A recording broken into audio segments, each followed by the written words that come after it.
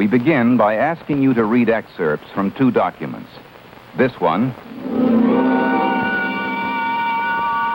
Congress shall make no law abridging the freedom of speech or of the press or the right of the people peaceably to assemble. And this one. The citizens are guaranteed by law freedom of speech, freedom of the press, freedom of assembly. See much difference? The first excerpt, of course, is from the First Amendment to the Constitution of the United States. And the second? It is from Article 125 of the Constitution of the Union of Soviet Socialist Republics. Two constitutions, two sets of guarantees.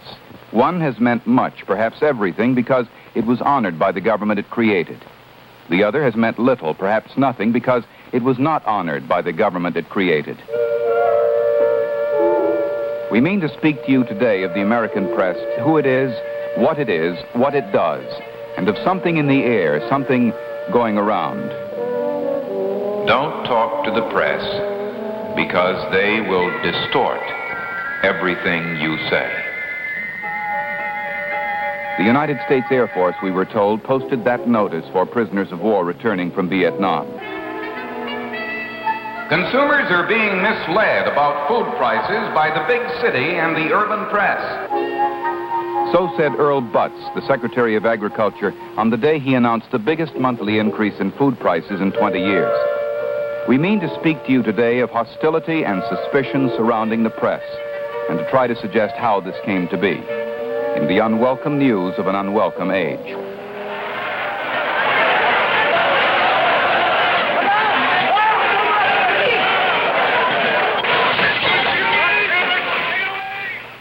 We mean, too, to recall the words of Judge Learned Hand, who said in 1943,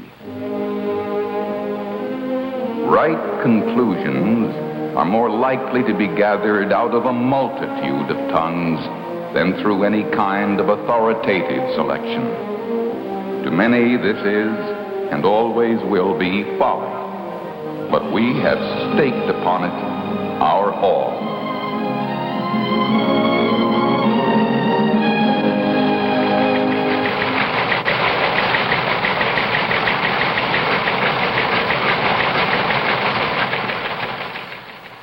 May we for the moment descend from Mount Rushmore to introduce ourselves. With the usual risk of generalization, let us say this about the American press: there are thousands of us.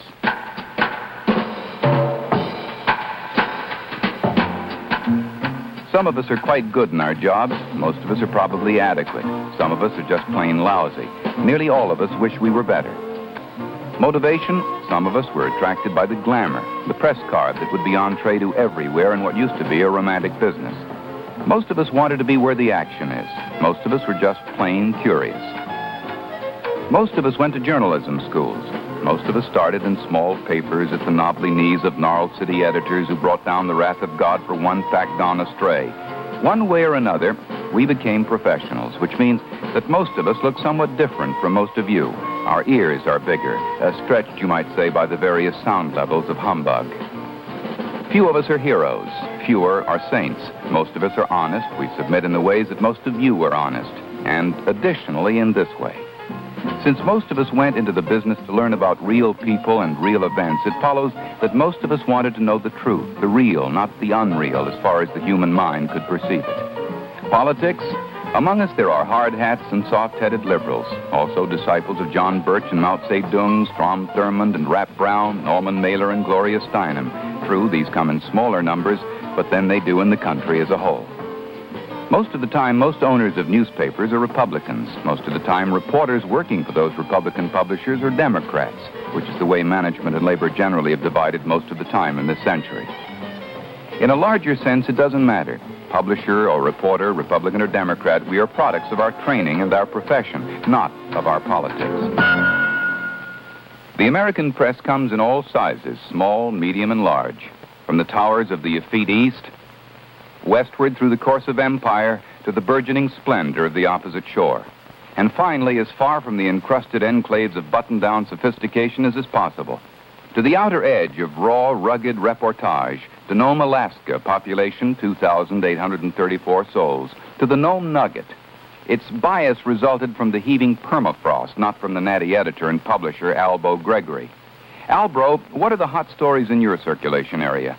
Well, there's the campaign on to replace the wooden sidewalks on Front Street, and I'm against it, absolutely. Those sidewalks are part of the old gold rush atmosphere. Also, there's that big snow machine race that's coming up starting 65. And in the sister media, the American press ranges in grandeur and style from the topless towers of torrential television to a fragile finger in Farmlandia. From the big-name nabobs of the nightly news to the hardly household words. From WCBS with its 50,000 watts to WSWW with 150 at the power. WCBS is in New York, WSWW is in Platteville. Platteville? Platteville is in Wisconsin, population 9,615 souls. Platteville has no newspaper, and WSWW is the only station in town. Presiding over this monogamous monopoly are Bob and Mary Bodden. They run what is known in the trade as a mom-and-pop station. Bob Bodden beats the bushes for sponsors and does announcing. WW and FM, Platteville, the station where chatter is but a whisper. A very pleasant good morning and welcome to the coffee break. Mary and Bob Bodden dropping in once again on a rather cloudy, damp. Mary Bodden keeps the books and does women's programs. You know, Bob, working mothers never seem to have enough time in their day. And I came across these tips that might help. For example, with different spices, herbs, and different meat or fish, you can prepare a curry, a spaghetti, and a chili con carne out of it. The American press. Is it a monolith? A conspiracy of sameness? A vast interwoven web in which Arthur Ox Sulzberger of the New York Times presses a viewpoint on Albro Gregory of the Nome Nugget? A contagion of opinion wherein David Brinkley of Washington, D.C. transmits the virus to Bob Bodden of Platteville, Wisconsin? Or is it... He aquí las últimas noticias. Los gobiernos de Venezuela y Bolivia die Regierung der Bundesrepublik Deutschland kündigte heute an, dopo 4 giorni di permanenza a Pechino e 40 ore di... Without that, we were just completely ignored until they realized what was happening out in Flatbush, and then they came in later. Or is it a multitude of tongues? We mean to speak to you today of the service of words. Written words, spoken words. This is what the press does. It endeavors to provide what Walter Lippmann once admonished it to provide, a picture of reality on which man can act. Most of what the press does involves the ordinary, the non-glamorous, non-epic, non-controversial, non-ideological, non-Hollywood basic stuff by which ordinary people get through a day or a week. A service of words. Where are the new sewer lines going? How much higher will my school taxes be? Which intersection gets the traffic light? Are the bus drivers still on strike? Do I need a raincoat today? Is it safe to buy tuna fish? A service of words. A public and private diary, if you please. A clipping in a scrapbook when a daughter is married, when a son scores a touchdown, or his mother gets a fateful telegram from the Defense Department. A service of words, of interlocking interest. The farmer in Iowa needs to know about the failure of the Russian wheat crop. The Datsun dealer in Des Moines needs to know about the dock strike in Seattle. But wait, did the new sewer line contract really go to the lowest bidder? Does the new school budget have to include a heated swimming pool? Did the FDA look the other way when the tainted tuna fish went from supplier to supermarket? Suspiciousness lies deep in the American soil, inevitably very deep in a nation formed by militant refugees escaping the despotism of the old world and forever determined to sniff it out, smell it out, stamp it out in the new. From the beginning, the antennae of this national characteristic has been the American press. This means, in the words of columnist Mike Royko, a reporter is to a politician what a barking dog is to a chicken thief. In 1963, the barking dogs bore such names as Malcolm Brown, David Halberstam, and Neil Sheehan.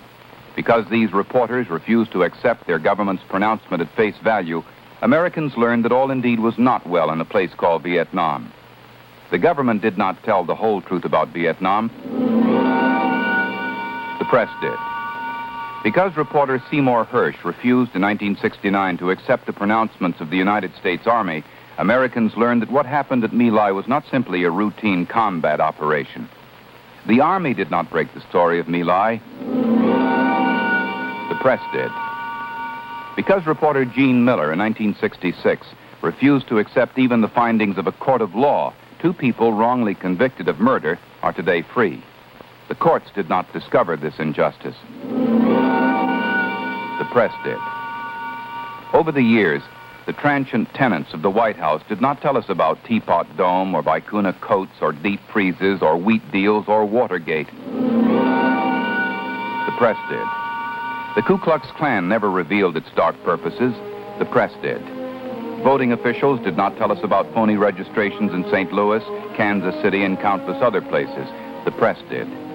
The Department of Labor did not discover the rich hanky-panky in the Teamsters Union. The press did. The Internal Revenue Bureau did not tell us about its occasional bouts with graft. The press did.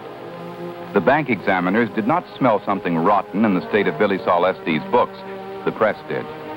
The bureaucrats did not slow down the rape of the Kentucky landscape by strip mining. The press did. The august Supreme Court of the United States did not reveal the questionable income of one of its justices. The press did.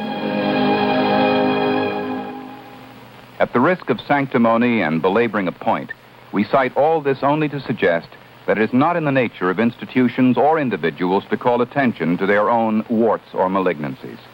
Who then will? Is it pretentious of us also to ask, if the credibility of the press is poisoned, for whatever reason, whom will you then believe? Freedom of the press was never intended as a benefit for the press. Like the rest of the Bill of Rights, it was meant to be a protection for the people, a fundamental barrier against the misuse of power by the government. The intellectuals who wrote the Constitution reasoned that the Constitution itself was not specific enough in its guarantees of liberty, and so they added 10 amendments handed down to us as the Bill of Rights, and in their sense of priority, they put freedom of the press in the First Amendment. They reasoned that the fragile experiment in government they were bringing forth could survive and prosper only if the people were informed. They insisted that it must be the citizen, not his rulers, who must decide what to read and what to believe. This, they felt, was the best antidote to despotism. They set no standards. They knew that standards, once defined, could become restrictive through individual interpretation. So they added no adjectives. They added no clauses. And so it reads, freedom of the press. Not free to be fair or objective or even accurate, but free. Free. Simply free. And so the First Amendment does not prohibit that sly look on David Brinkley's face, or that look of long suffering on Walter Cronkite's. It does not prohibit the heavy or the light hand of satire, or surely Samuel Clemens, H.L. Mencken, and Will Rogers would have died in jail. Freedom of the press. The writers of the Bill of Rights knew that that sweeping phrase would involve burdens. None of it would be easy, but all of it would be necessary. They agreed with Thomas Paine. Those who expect to reap the blessings of freedom must undergo the fatigue of supporting it. Thus, democracy makes demands on both citizens and their leaders. Instinctively, reporters want to know more than a sheriff or a mayor or a governor or a president wants to tell. Instinctively, a sheriff or a mayor or a governor or a president wants to tell less. Inevitably, the result is a guerrilla war, undeclared, usually good-humored, and mostly honored by both sides through the years. The battle is especially visible at 1600 Pennsylvania Avenue, an address intensely sought and won by 36 very mortal men. Richard Nixon is by no means the first tenant to find the press vastly irritating. He's only the most recent. Virtually every president since George Washington has had his apoplectic moments reading what was written about him. Franklin Roosevelt once told a reporter to stand in the corner with a dunce cap. For another, he recommended the German Iron Cross. The fulminations of Lyndon Johnson became monumental, if not printable, and John Kennedy, usually the epitome of urbanity, once became so incensed he ordered the cancellation of the White House subscription to the offending paper. But it was also John Kennedy who said, even though we never like it, and even though we wish they didn't write it, and even though we disapprove, there isn't any doubt that we couldn't do the job at all in a free society without a very, very active press. On the federal level, the war between government and press is one of unequal firepower. The government spends nearly $500 million a year and employs thousands of people in public relations, public information, public image making, and public obfuscation. In the executive branch, all of those people, all of that torrent of information, all of those Xerox machines can be controlled by the White House. A president's personal power to dominate the news is beyond measure. Also, there are 16,238 people in the federal government who are authorized to stamp a top-secret label on information and thus bury it in a file. It is frequently a matter of debate as to what the people have a right to know and what the government has a right to keep secret. Is national security really involved, or is the government merely trying to avoid embarrassment? Well, Ethel, the paper was wrong again. It was not, of course, the paper that said the sun would shine. The weatherman said it in the paper. We do not deny that mistakes get into print that are ours, all ours. Mistakes are still made because of competition and the need for speed. We still race on the big ones in the hope of getting it first, but first getting it right. And of course, there are still the garden variety goofs, pedestrian perhaps, but as every city editor knows, hell hath no fury like a woman's voice. Mr. Editor, I want you to know that you spelled my daughter's name wrong in the engagement announcement. Mistakes. Yes, mistakes. Hardly ideological, but mistakes. The reporter's copy runs a gauntlet of many other eyes. Rewrite men, editors, headline writers, makeup men. Many minds are involved of varying viewpoints. But the common thread through all the stages in the evolution of a news story is a commanding sense of professionalism. Individual bias may exist, and probably does in many newsrooms, but like the individual bias of a judge or a lawyer or a doctor, the newsman's bias must be disciplined by the dictates of his profession. To do less is to risk his conscience and his job. Meanwhile, we take some consolation in the broad variety of our critics, from the shade of a presidential frown and the clippity-clop of a vice presidential alliteration to the mournful lament of the losers. From the young who regard us as spineless tools of the establishment to the lords of the establishment who regard us as suspect troublemakers. From the militant minorities who say we ignore them to the unsettled middle Americans who say we give the minorities too much attention. And finally, to that larger group, to the millions of Americans everywhere who yearn for a gentler time, who find themselves blaming the bad news on the messenger, who think that much of the anarchy in the world would go away if we didn't write about it. With these critics, we may commiserate, but we do not agree. Problems hidden in a closet have a way finally of exploding from the inside with unimaginable fury. For those critics, we recommend a trip to Sao Paulo in Brazil. There, about 11 o'clock every night, a man arrives at the office of O Estado de Sao Paulo, Brazil's largest newspaper. The man's job is to read the proof sheets of all the news that will appear in the paper the next morning. The man is not a proofreader. He is a policeman. He is the official government censor. Like others stationed in newsrooms throughout Brazil, his job is to eliminate news the government feels is, quote, inconvenient, unquote. The reason the government finds certain news inconvenient is that it seeks to promote, quote, stability, unquote, in the country.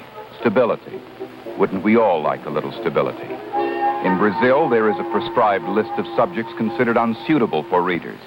If this were done in our country, you would not be able to read about America's economic situation, housing programs, and stories about drugs, prostitution, homosexuality. All news or commentary of a political nature about the regime. All news, of course, about censorship. And finally, all news the censor finds inconvenient. How convenient, how tranquil life might be if we could be spared all that unsettling news, all in the name of stability. It is an ancient refrain of despots everywhere: the people are not yet ready for freedom. Meanwhile, the government knows what's good for them. Big Brother knows best. When will the people be ready? Are they ready in Russia, say, after 56 years? Apparently not. Stability. What price stability? Through the centuries, governments have come and governments have gone seeking stability with shackles. But on the high and scarred plateau of history, one abstraction, one fragile idea, one noble experiment called the United States of America remains the oldest democracy in the world.